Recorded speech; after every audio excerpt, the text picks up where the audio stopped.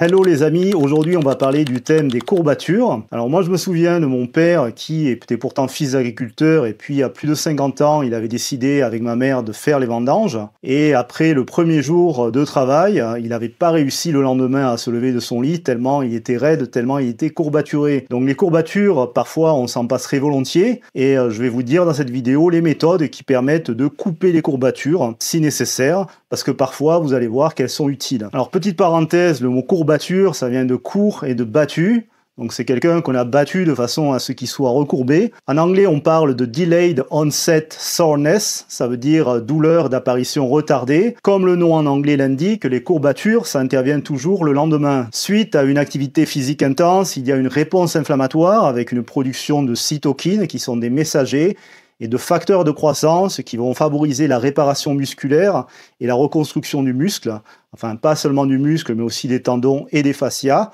Et c'est cette réponse inflammatoire que l'on va ressentir comme une courbature, donc une douleur à la fois au toucher et interne. Souvent, on va ressentir également des spasmes dans le cadre de courbatures importantes.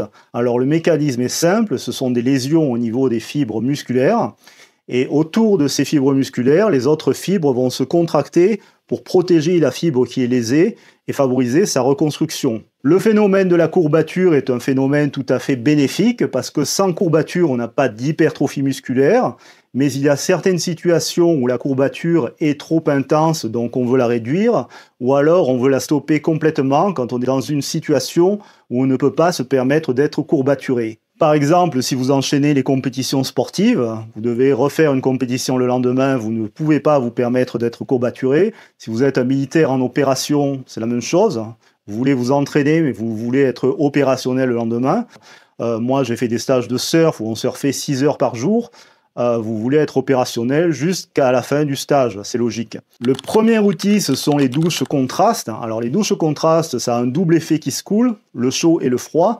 Le froid, ça a un effet anti-inflammatoire et le chaud, ça va envoyer le sang dans les muscles en dilatant les vaisseaux.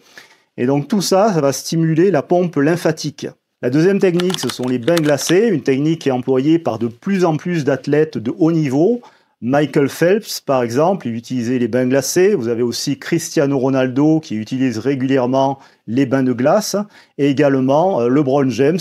Le seul inconvénient des bains glacés, c'est qu'il faut que vous disposiez d'une baignoire, mais il faut en plus beaucoup de glace. Il faut environ 25 kg de glace pour refroidir une eau de 20 à 10 degrés, parce qu'un bain glacé, c'est en dessous de 10 degrés.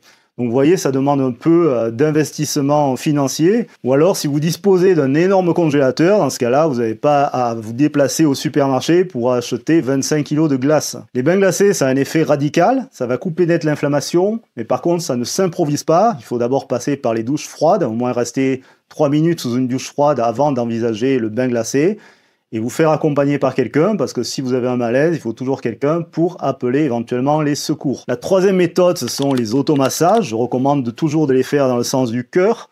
Et vous pouvez utiliser des huiles essentielles qui vont réduire l'inflammation, comme la Golteri, comme l'arnica ou le baume du tigre. Le quatrième outil pour stopper les courbatures, c'est de boire un cocktail composé de sel de l'Himalaya, de magnésium bisglycinate et de jus de citron.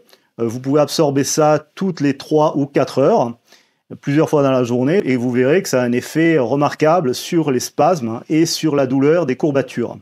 Le cinquième outil, ce sont les sels d'Epsom. Les sels d'Epsom, ça vient de la ville d'Epsom en Angleterre, et donc ils contiennent du sulfate de magnésium. Vous mettez une grosse poignée dans une baignoire d'eau chaude, et vous aurez un effet super relaxant.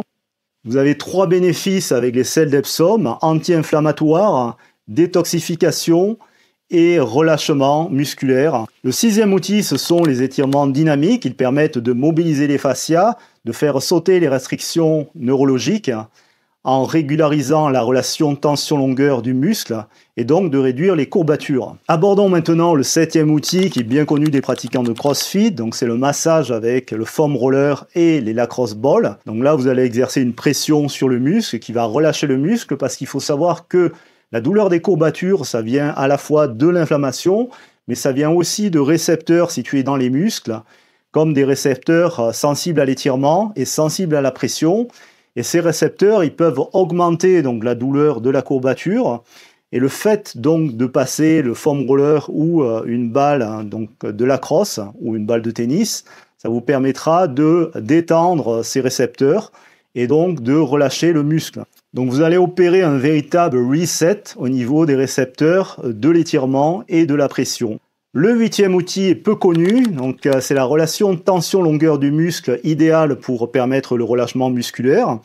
C'est ce qu'on voit par exemple dans les chaises Zero Gravity. Ça vous permet d'avoir une position un petit peu fétale ou semi-fétale. Donc ce qu'il faut savoir, c'est que le muscle, si par exemple j'ai le biceps qui est allongé, je vais avoir une certaine tension. S'il va être complètement rétracté, j'aurai aussi de la tension.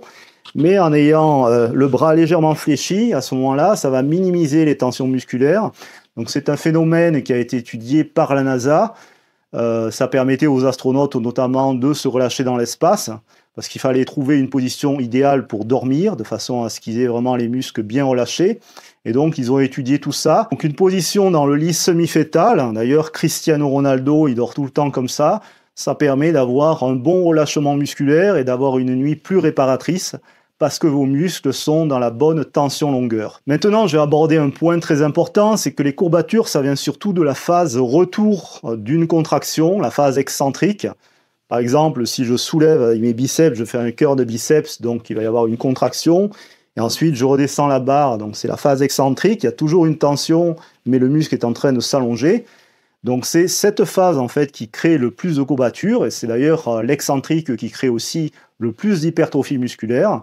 Donc c'est très bien pour ceux qui veulent gagner du muscle, mais si votre but est de réduire les courbatures et de pouvoir vous entraîner tous les jours, à ce moment-là, il va falloir choisir un autre type d'exercice.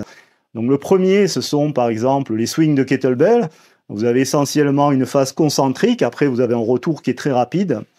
Vous avez aussi tout ce qui est farmer walk, c'est-à-dire la marche avec des haltères dans les mains, les poussées de luge, les tirages de luge également, tout ce qui est des exercices comme des exercices de déplacement, des exercices de marche quadrupédique. Vous avez aussi, par exemple, le deadlift. Vous pouvez faire du drop deadlift, c'est-à-dire vous montez la barre et vous relâchez en haut. Donc là, vous coupez complètement la phase excentrique. Vous avez d'autres exercices. Vous avez par exemple des machines de tirage de cordes, comme ceci. Vous êtes constamment en train d'actionner les biceps en mode concentrique. Et voilà, donc aussi vous pouvez faire des tas d'activités qui ont que des phases concentriques, comme par exemple le rameur ou faire de la natation par exemple. Les solutions m'ont aidé et j'espère qu'elles vous aideront vous aussi. Voilà, merci et à très bientôt pour d'autres vidéos.